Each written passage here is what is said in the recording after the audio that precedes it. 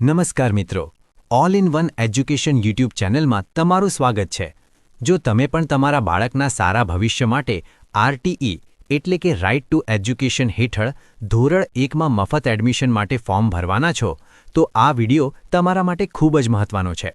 હવે આપણે આ સેલ્ફ ડિક્લેરેશન ફોર્મમાં માહિતી કેવી રીતે ભરવી તેના વિશે જોઈશું। સૌથી પહેલા તારીખ। તમે જે દિવસે આ ફોર્મ ભરો છો તે દિવસની તારીખ અહીં લખો। ઉદાહરણ તરીકે જો તમે આજે એટલે કે 4/4/2026ના રોજ ફોર્મ ભરો છો તો અહીં 4/4/2026 લખવું। ત્યારબાદ અહીં લખ્યું છે કે આથી હું નીચે સહી કરનાર, અહીં પિતા અથવા માતા જે મુખ્ય અરજદાર હોય તેમનું પૂરું નામ લખવાનું છે। પછી અહીં વાલીની ઉંમર લખવી। ત્યારબાદ સરનામું એટલે કે રહેવાસીની સામે તમારું પૂરું સરનામું લખવું। ત્યારબાદ બાળકની વિગત। અહીં મારા પુત્ર પુત્રી શ્રી લખેલું છે ત્યાં તમારા બાળકનું પૂરું નામ લખો।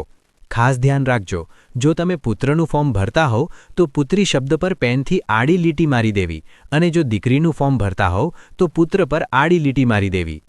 હવે આવી જઈએ બીજા ભાગ પર, જે છે પાન કાર્ડની વિગતો। અહીંયા તમારી સામે બે વિકલ્પો છે।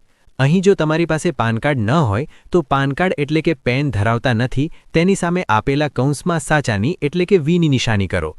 અને જો તમારી પાસે પાન કાર્ડ છે પણ તમારી આવક ઓછી હોવાથી તમે ઇન્કમ ટેક્સ રિટર્ન નથી ભરતા તો પાન કાર્ડ એટલે કે પેન ધરાવીએ છીએ સામે સાચું કરી અહીં તમારો પાન કાર્ડ નંબર લખો।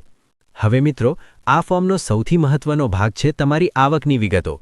અહીં તમારે નાણાકીય વર્ષ 2024-25ની તમારી વાર્ષિક આવક લખવાની છે।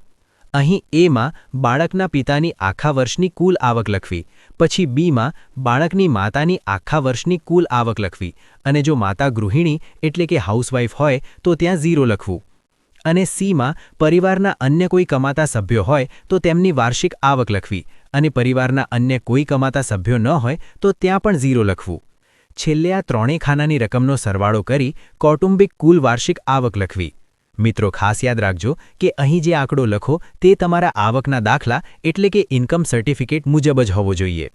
હવે છેલ્લે ફોર્મ પૂરું કરવા માટે અહીં નામ અને સહી કરવાની રહેશે। અહીં ડાબી બાજુ બાળકના પિતાનું પૂરું નામ લખવું અને બાજુમાં તેમની સહી કરવી। ત્યારબાદ જેમ બાળકના પિતાનું નામ લખ્યું તેમ અહીં બાળકની માતાનું પૂરું નામ લખી બાજુમાં તેમની સહી કરવી। જો માતા પિતા હયાત ન હોય અને વાલી તરીકે ફોર્મ ભરતા હોય તો નીચે અહીં વાલીનું નામ લખીને સહી કરવાની રહેશે। તો મિત્રો, આ રીતે તમે ખૂબ જ સરળતાથી આ ફોર્મ ભરી શકો છો।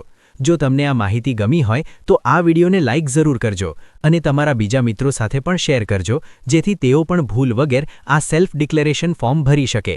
આરટીઈ અને શિક્ષણને લગતી આવી જ સાચી, સચોટ અને અવનવી માહિતી માટે અમારી આ ચેનલને હમણાં જ સબસ્ક્રાઇબ કરી લો।